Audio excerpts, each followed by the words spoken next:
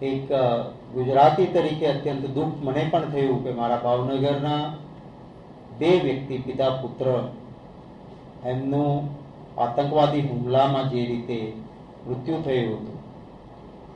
મૂળ સૌરાષ્ટ્રના પણ સુરતમાં સ્થિર થયેલા શૈલેષભાઈ એક ત્રીજા વ્યક્તિ પણ આતંકવાદી હુમલામાં જેમનું મૃત્યુ થયું.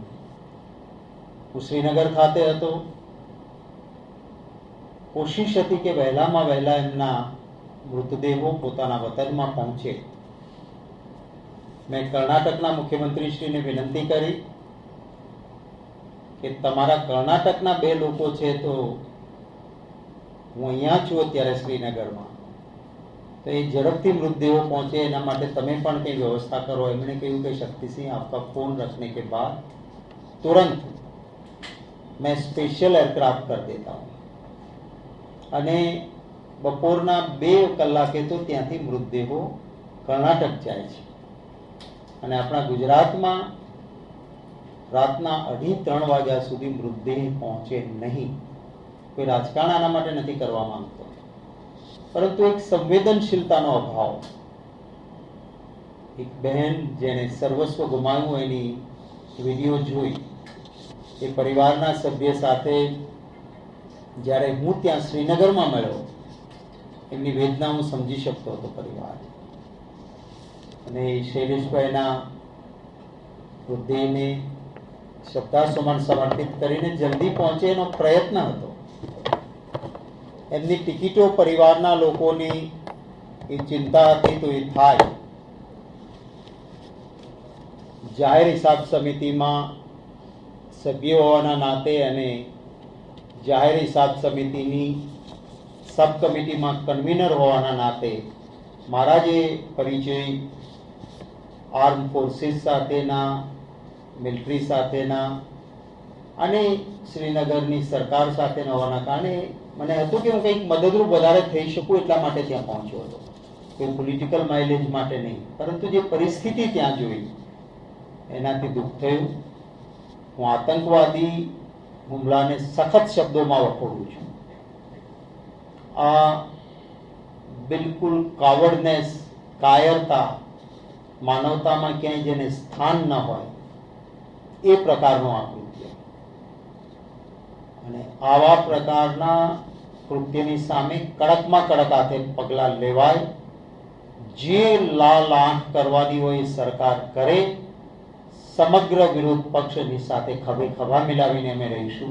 કોઈ પણ પાછી પાની નહીં થાય. આજના વડાપ્રધાન શ્રી, ગુજરાતના મુખ્યમંત્રી શ્રી હતા ત્યારે એમણે કહ્યું હતું કે હવે સિંધુનું પાણી છે પાકિસ્તાનમાં જતું બંધ કરીને કચ્છમાં પણ કહું છું કે ચોક્કસ આવો મક્કમ પગલું ભરશે.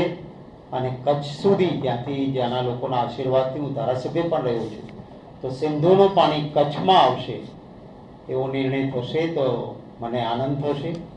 પ્રધાનમંત્રી શ્રી, મુખ્યમંત્રી શ્રી તરીકે જે નિવેદન કર્યું હતું એનો અમલ કરે એવી પણ અપેક્ષાઓ રાખું છું. મારી સંપૂર્ણ સંવેદનાઓ વ્યક્ત કરું છું.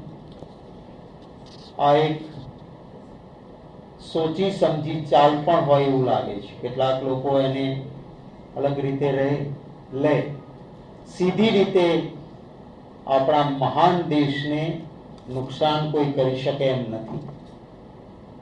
અને એટલે દેશને આંતરિક રીતે, આડકતરી રીતે તોડવાના પ્રયત્નો જે થઈ રહ્યા છે એના સામે સમગ્ર દેશ એક છે. कांग्रेस पार्टी हमेशा दल के ऊपर देश का हित, वोट बैंक पॉलिटिक्स માટે નહીં, પરંતુ રાષ્ટ્રની સુરક્ષા, રાષ્ટ્રના માટે સમર્પણના ભાવનાથી કોંગ્રેસ પાર્ટીએ હંમેશા આતંકવાદના નામે ક્યારેય રાજકારણ કર્યું નથી. સંપૂર્ણપણે સરકારની પડખે છીએ, પરંતુ સરકાર એ આર્મ ફોર્સીસમાં જે જગ્યાઓ, એક વિડીયો હમણાં જ હું મનીષભાઈને કહીશ, આપ સૌને આપશે.